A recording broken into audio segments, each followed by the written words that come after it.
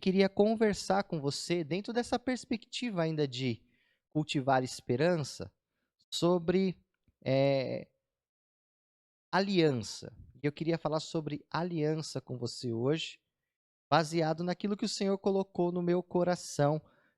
O Senhor ministrou fortemente no meu coração quando eu orava nessa madrugada, para que falasse sobre aliança, sobre relacionamentos. E quando eu digo aliança e relacionamentos, não estou falando necessariamente ou essencialmente de casamento. Essa relação pode ser uma relação de amizade, pode ser uma relação de sociedade, pode ser uma relação ministerial, pode ser uma relação, né, de cumplicidade. Então, você toma para si aquilo que o Senhor falar com você nessa noite. Posso ouvir um amém, meus irmãos?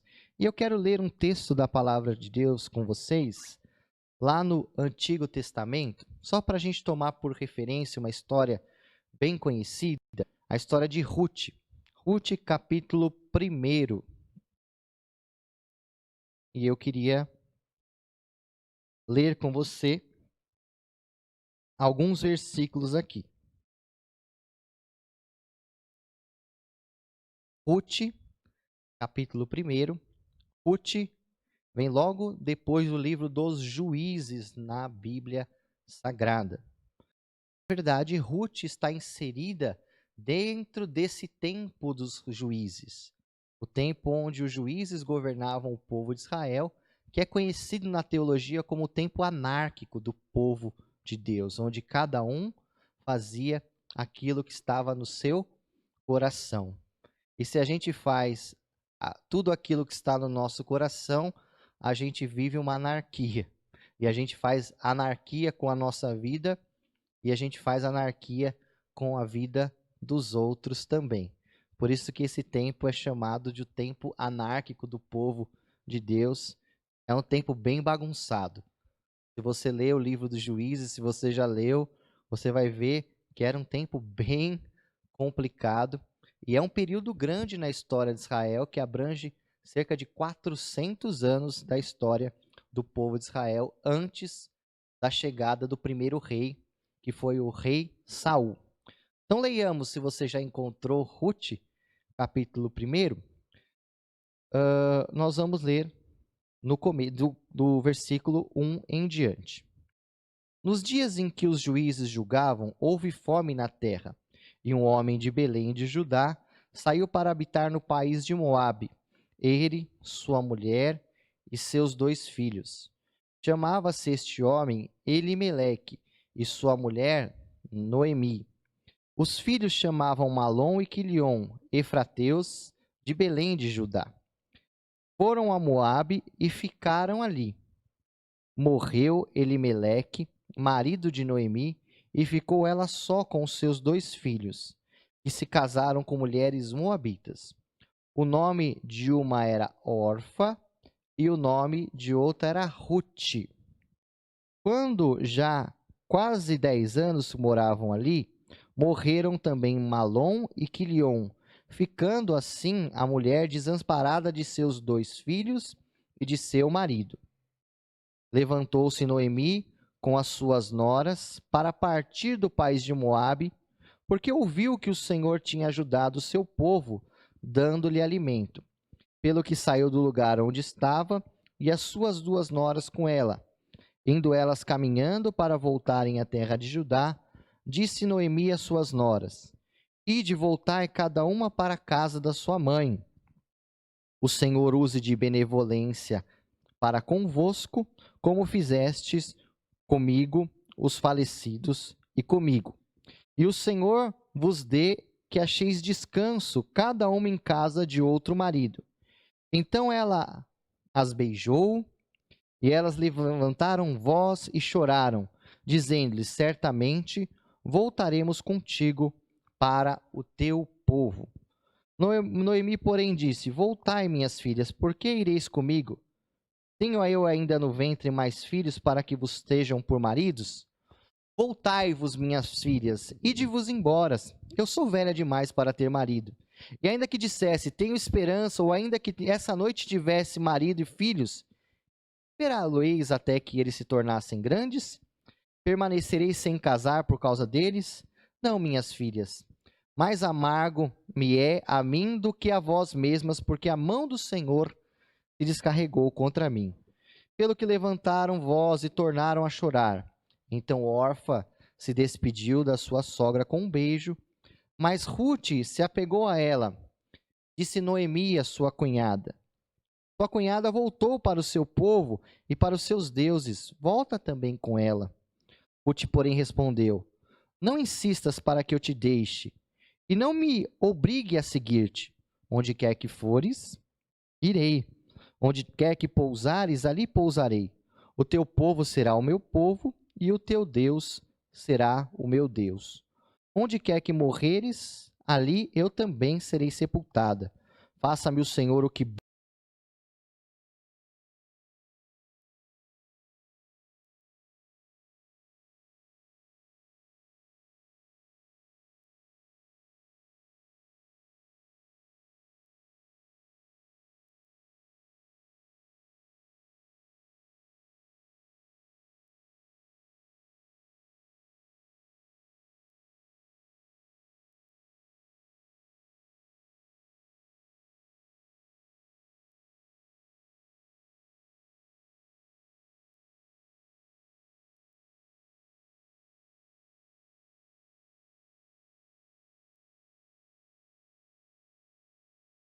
aliança e de autoridade entre Ruth e a sua sogra Noemi ou Naomi, em algumas traduções. Bom, meus queridos irmãos, o contexto aqui se aplica ao tempo dos juízes, como eu disse, e Noemi tinha 2 filhos e 2 noras. Eles moravam em Belém, Belém, que é a terra de Judá, e quando houve fome naquela terra, eles partiram para as terras de Moabe com o fim de buscar a sobrevivência e a subsistência, e ali aconteceu algo trágico. Não sabemos como, porque a Bíblia não nos revela o fato, mas os 2 esposos de Ruth e de Orfa, que eram filhos de Naomi, eles morreram, deixando elas viúvas e Naomi sem filhos. Elas então retornam para a terra, para a sua terra natal, para a terra de Judá, porque eles têm notícia de que o Senhor se lembrou do seu povo e havia passado o tempo da fome. Quando elas estão chegando ali na terra de Judá, Noemi então fala com elas, fala: olha, Ruth, Orfa, eu já sou velha, os meus filhos morreram, vocês não têm mais nenhuma obrigação para comigo, eu não tenho mais como gerar filhos para que vocês se casem. Eu sou amaldiçoada de Deus. Ela até chega a dizer, ó, não me chama mais de Noemi, porque Noemi significa agradável. Me chama de Mara, que significa amarga.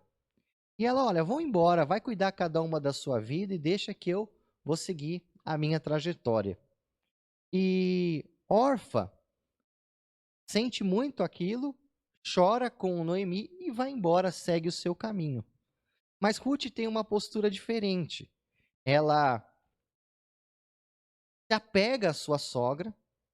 Se você for estudar o contexto bíblico, você vai ver que a sogra era uma figura de autoridade no Antigo Testamento, na cultura patriarcal. E ela se apega à sua sogra e ela fala: não, olha, para onde você for eu vou também, aonde você deitar eu também vou deitar, o seu Deus também é o meu Deus, e se não for a morte, nada vai me separar de ti. Ruth era moabita, mas parece que nesse momento ela tinha conhecido o Deus de Israel e se convertido a Deus quando ela fala para sua sogra Noemi: olha, o seu Deus vai ser também o meu Deus. E ali elas começam uma nova trajetória. Se você for ler o livro de Ruth, que é um livro maravilhoso, você vai ver que Ruth após esses eventos, conhece um homem chamado Boaz.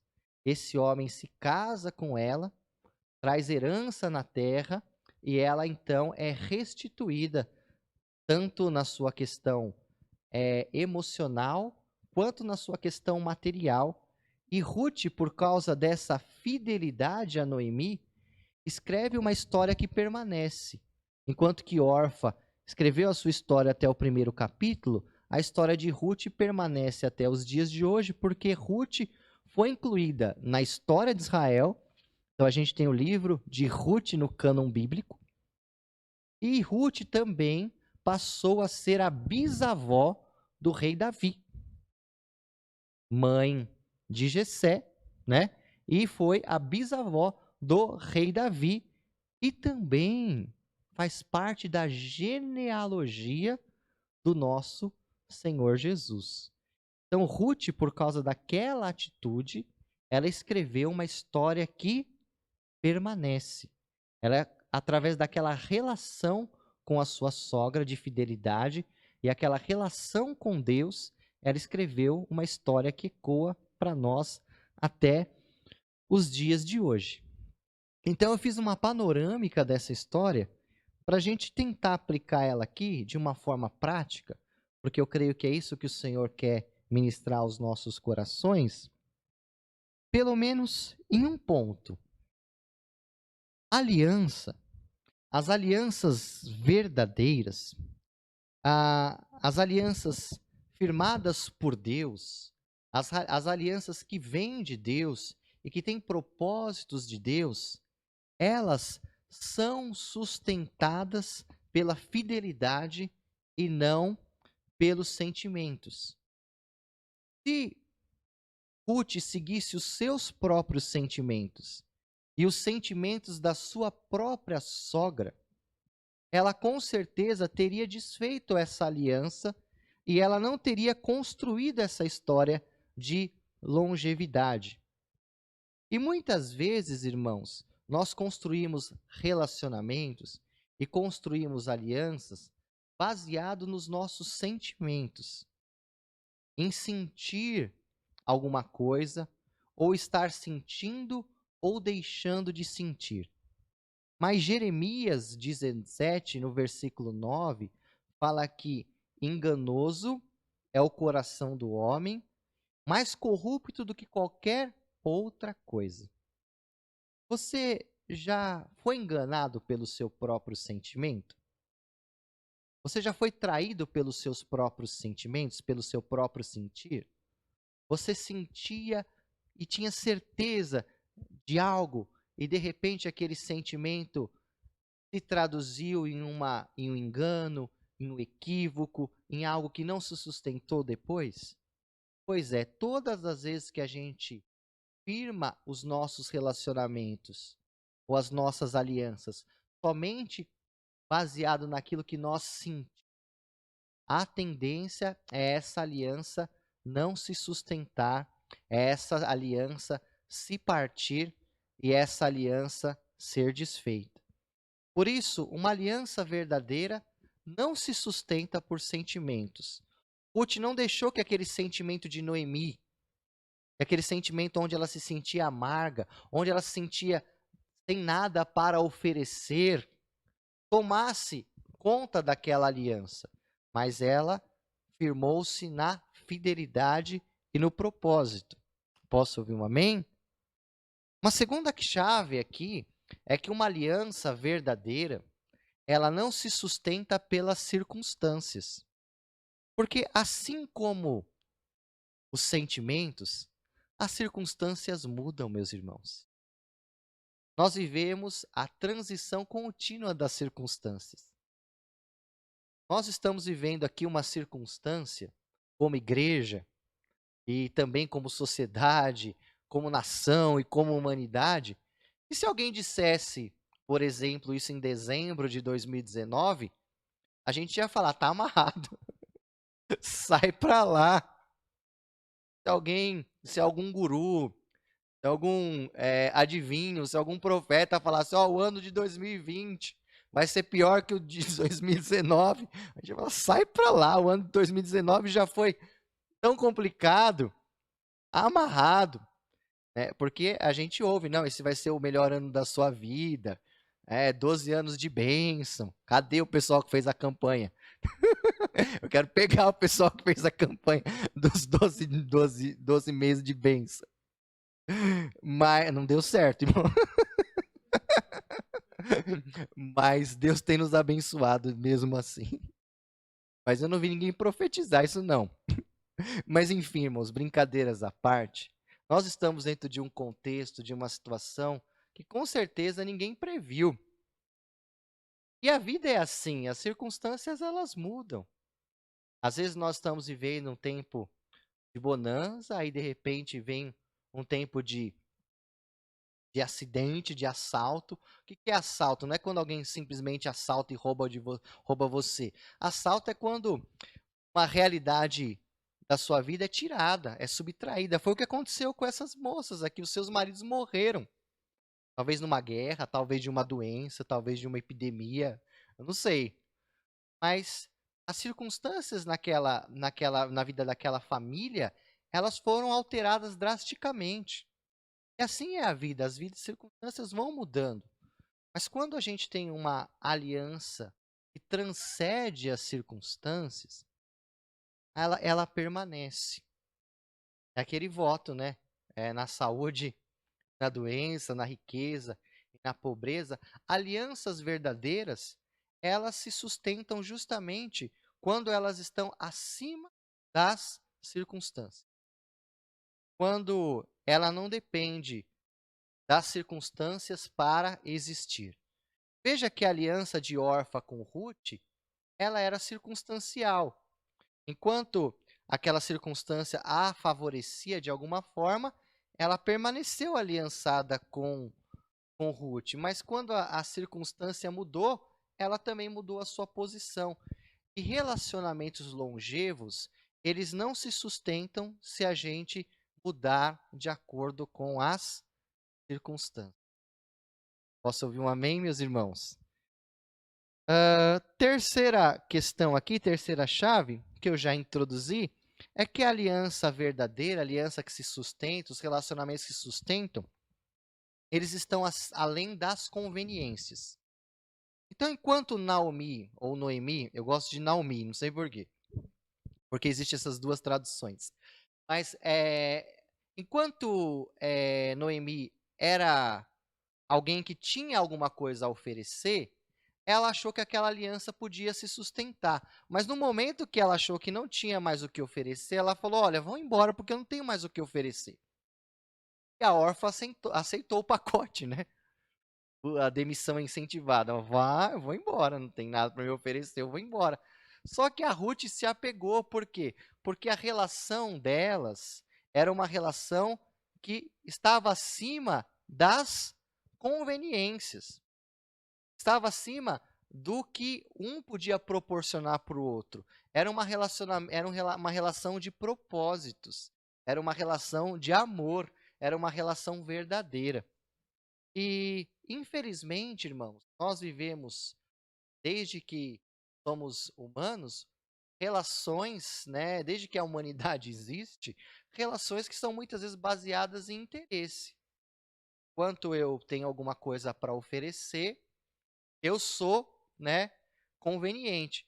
Na hora que eu não sirvo mais e não consigo oferecer mais, e não consigo preencher os seus pré-requisitos ou os pré-requisitos da outra pessoa, aquela relação deixa de existir.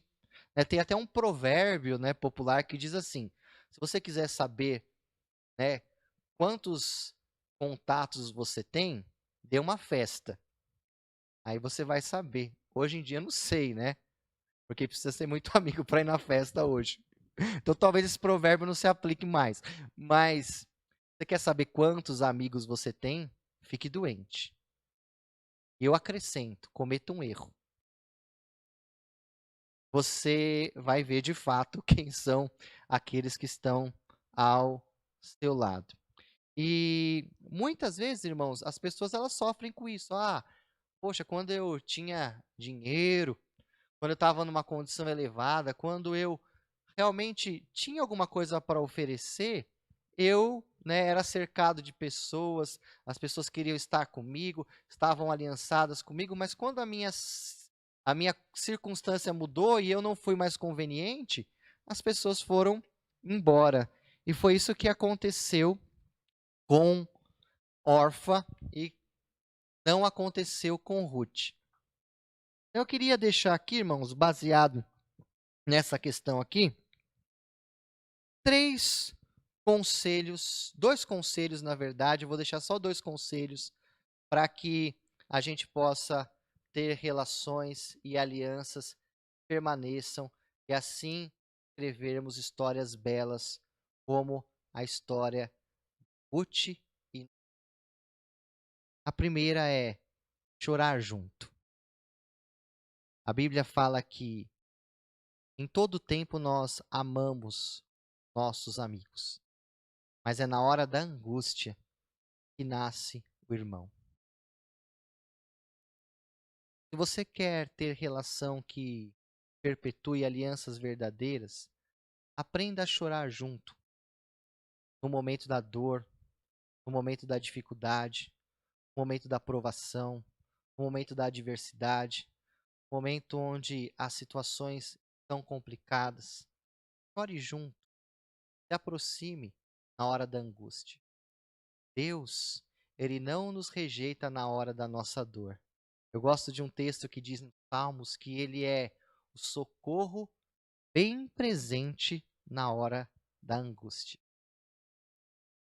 Deus está presente em todos os momentos da nossa vida, mas o texto diz que na angústia, na adversidade, Ele está bem presente. Então, Ele se aproxima de nós de uma forma especial.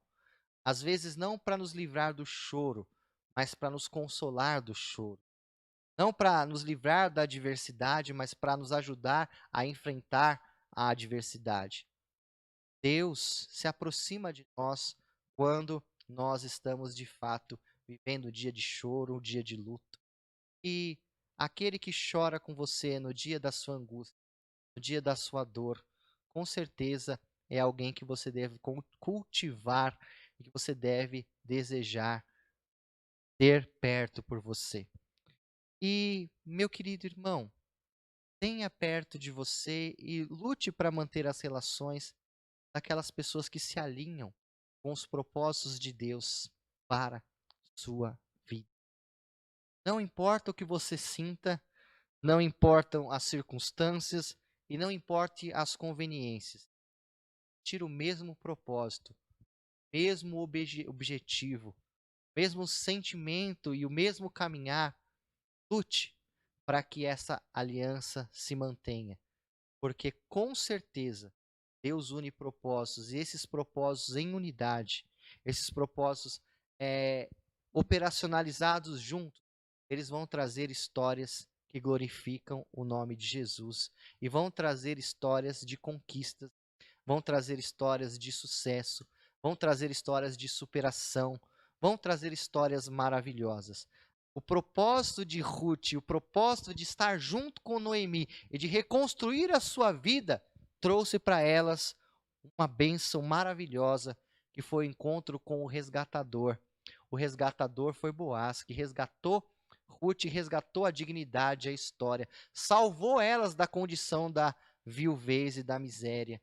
Oh, meus irmãos, nós temos o nosso Boaz, aquele que nos resgatou, aquele que nos tirou da nossa condição de vergonha, de opróbrio. E o nosso Boaz chama Jesus Cristo. Assim como Boaz pagou o preço por Ruth, Jesus pagou o preço por mim e por você. Nos comprou para Ele e nos tirou da vergonha, colocou na honra de sermos chamados de seus filhos. Assim, Ruth foi resgatada por Boaz para pertencer à genealogia da família de Cristo. Então, meus irmãos, essa foi a mensagem simples e do coração de Deus para a sua vida. E eu não sei por que o Senhor direcionou ela hoje, Como eu disse no domingo, eu nunca sei, mas ele sempre sabe, e isso é o mais importante, que ele possa aplicar essa mensagem no seu coração e que você possa ouvir a voz dele. Se há alguma relação partida hoje, alguma relação, né, em conflito, você possa receber a cura do Senhor em nome de Jesus, você possa aplicar essas chaves na sua vida. Nós vamos orar e eu queria que você orasse agora, baseado naquilo que o Senhor falou contigo. Senhor, eu te agradeço pela tua palavra. O Senhor sabe da minha isenção nela e simplesmente falei o que o Senhor me direcionou a falar, ó Pai. Fiz isso por obediência. Mas eu quero te pedir, ó Pai, que o Senhor transforme ela em uma palavra eficaz aos nossos corações, Pai. Que o Senhor nos ajude a ter a fidelidade de Ruth e não a fidelidade de Orfa, Pai. Que nós tenhamos alianças como Ruth e não alianças como Orfa, Pai. Senhor, que as nossas alianças, Senhor, sejam alianças de amor e de propósitos, não de sentimentos, nem de circunstâncias, nem de conveniências. Pai, eu te peço, sustenta, Senhor Deus, os mesmos propósitos, ó Pai, e que o Senhor trabalhe através desta palavra, da forma que o Senhor a designou. Que a nossa igreja, a igreja que não é nossa, mas é sua, Pai, mas a congregação com qual nós nos reunimos, seja uma congregação, Pai, unida pelo mesmo propósito, Senhor, pelo mesmo sentimento, que é de glorificar e exaltar o Senhor. Assim eu oro e assim eu agradeço. Eu oro em nome de Jesus. Amém. Amém. Posso ouvir um amém aí na sua casa?